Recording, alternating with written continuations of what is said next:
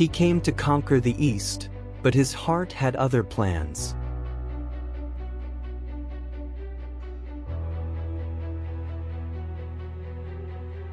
Napoleon Bonaparte, the unstoppable general who sought to rule the world. But in the heart of Cairo, a secret affair would threaten everything. This is the untold story of love, betrayal, and the woman who seduced a man destined to rule the world. In the sweltering heat of Egypt, beneath the golden haze of the desert sun, a drama unfolded that was never recorded in any official military campaign. While the French army carved its path through foreign sands, and the echoes of cannon fire rumbled through ancient ruins, General Napoleon Bonaparte fought a very different battle, one of the heart. His marriage to Josephine de Beaune, once fiery and passionate, had begun to rot under the weight of distance and betrayal. The affair that bloomed amidst pyramids and palm trees would not only soothe his wounded pride but become one of the most scandalous romantic chapters in the life of a man who desired to conquer the world. When Napoleon launched his campaign in Egypt in 1798, he wasn't just looking for military glory. He wanted to shake the British Empire by attacking its colonies and cutting its trade routes to India. But behind the public ambition lay private disillusionment. Just before he departed for Egypt, Napoleon discovered the painful truth: Josephine, his beloved wife, had been unfaithful. She had taken a lover while he was away on earlier military duties, and though he burned with jealousy, he chose not to confront her directly. Instead, he boarded the fleet headed to Alexandria, his mind consumed not only with strategy and conquest, but with vengeance. For Napoleon, who craved loyalty and control, Josephine's betrayal had struck at the core of his pride. Egypt would be more than a campaign.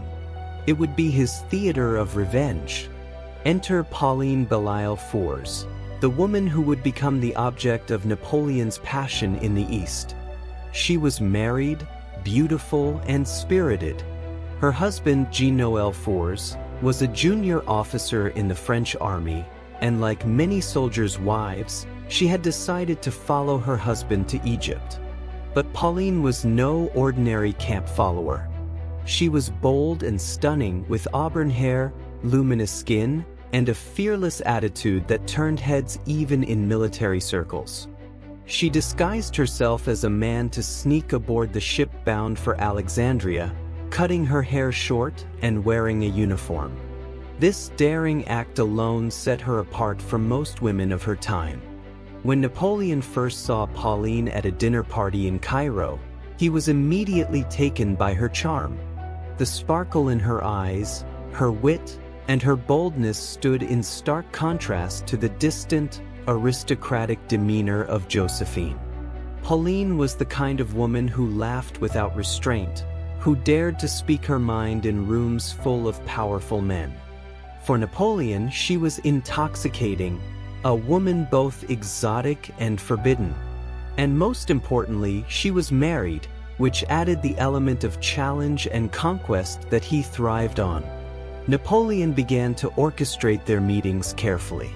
Under the pretense of military business, he arranged for Pauline's husband to be sent away on missions that would keep him far from Cairo.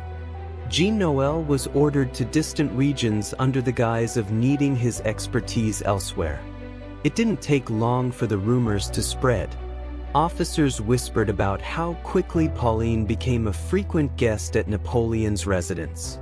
They noticed how he lingered when she entered a room, how his mood lifted in her presence. The Egyptian sun may have scorched the land, but it was the slow burn of their secret glances that lit the fires of gossip.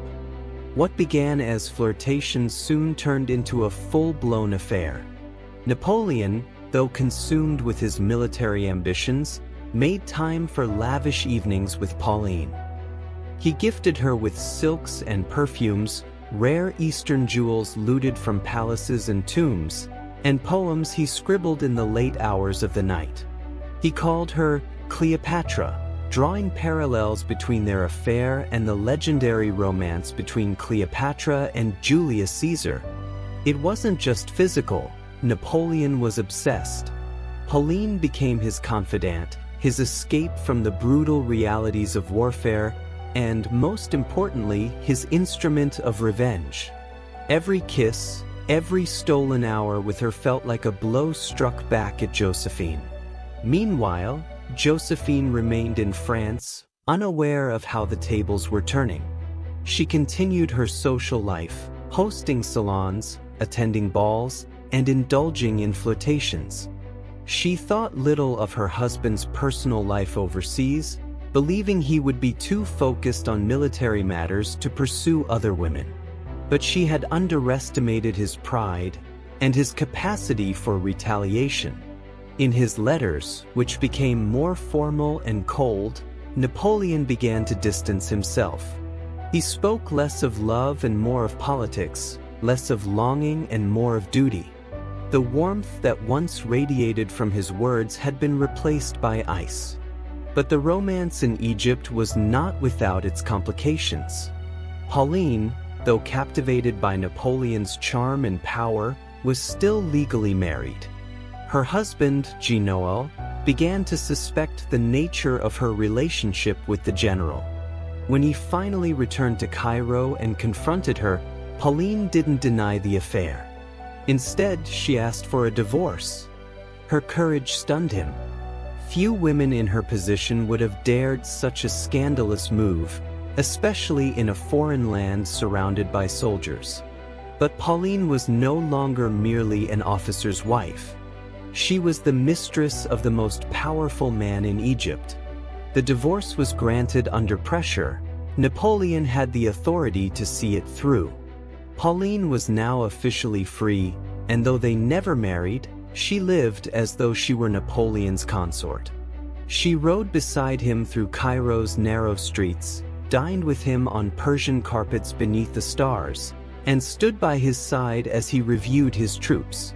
Some whispered that she held too much influence over him, distracting him from the campaign.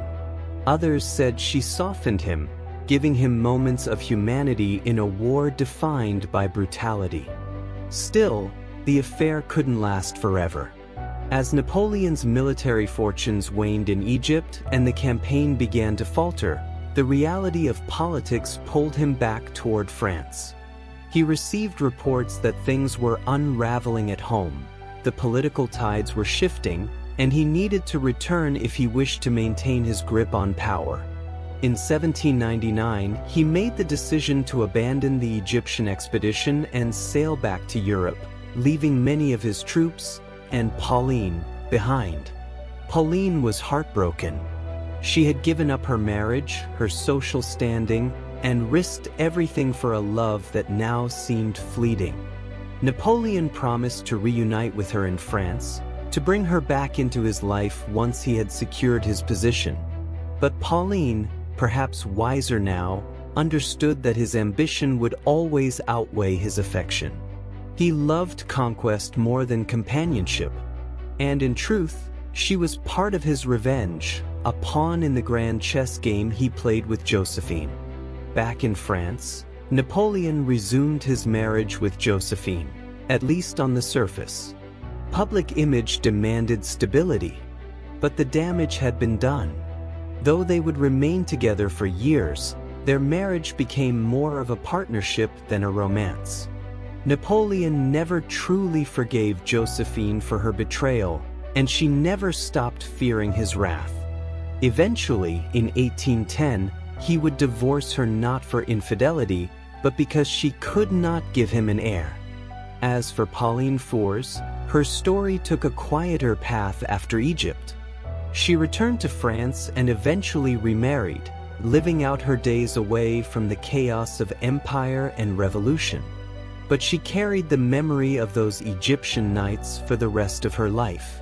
She had been, for a brief and burning moment, the lover of a man who dreamed of ruling the world, and she had made her own mark on the pages of history, even if only in the margins. Napoleon's Egyptian affair remains one of the most human episodes in a life otherwise defined by power, politics, and war.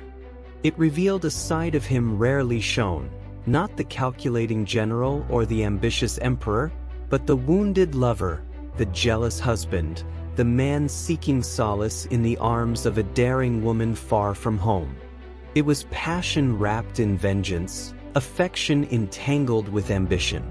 In the end, the romance did not change the course of history, but it added a layer of intrigue to Napoleon's legend. The man who could command armies and bend nations to his will had, like so many others, fallen prey to the oldest battle of all, love versus pride. And in the heat of Egypt, under the shadows of the pyramids, he found a temporary victory in the arms of Pauline Fourès, the woman who made him forget Josephine, if only for a time.